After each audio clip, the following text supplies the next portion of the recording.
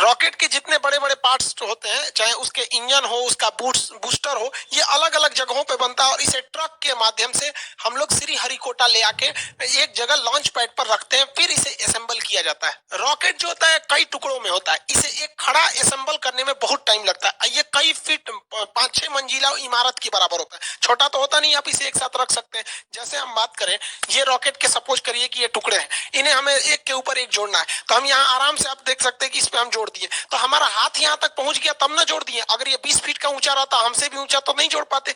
यही प्रॉब्लम हो जाता है इसरो के सैटेलाइट रॉकेट्स के साथ। इन रॉकेट को कई टुकड़ों में लाया जाता है और यहाँ रख के क्रेन के मदद से खींचा जाता है।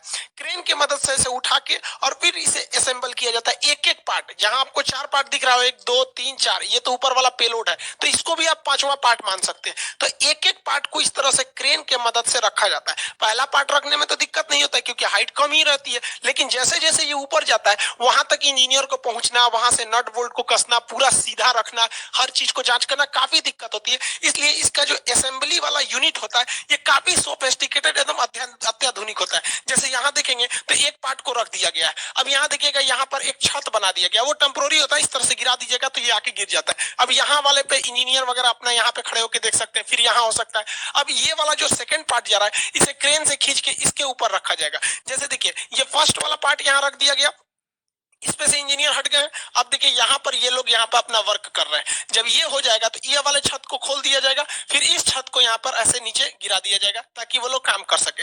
ये असेंबली यूनिट होती है, कई फ्लोर बाई फ्लोर होती है जिसमें जोड़ा जाता है। जैसे ये देखिए, यहाँ आपको दिख रहा होगा रॉकेट का एक नीचे वाला पार्ट है। कैसे? जैसे ये रॉकेट ऊपर में भी भूरा है, नीचे में भी ब्राउन कलर का है, तो ये ब्राउन वाला दिख रहा है, ये सेकंड पार्ट, एक पार्ट है जो इसके नीचे है।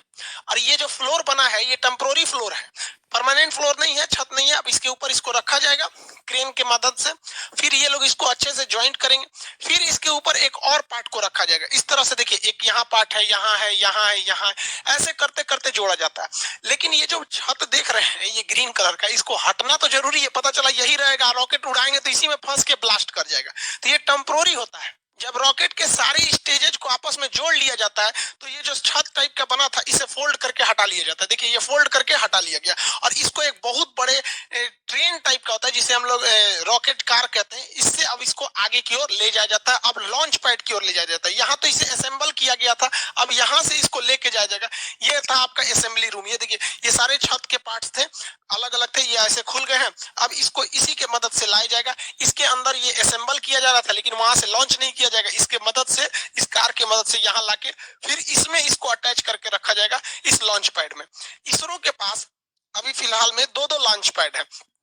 एक लॉन्च पैड से हो नहीं पाता था, इसलिए इसरो जो थी अपने असेंबली लाइन को, जैसे यहाँ देखिए एक असेंबली यूनिट यहाँ था, एक नया यहाँ बना दिया गया, 2-2 असेंबली यूनिट ले आके और लॉन्च पैड 2-2 रखे गए ताकि ले आने में दिक्कत ना हो, जल्दी से जल्दी और ज्यादा से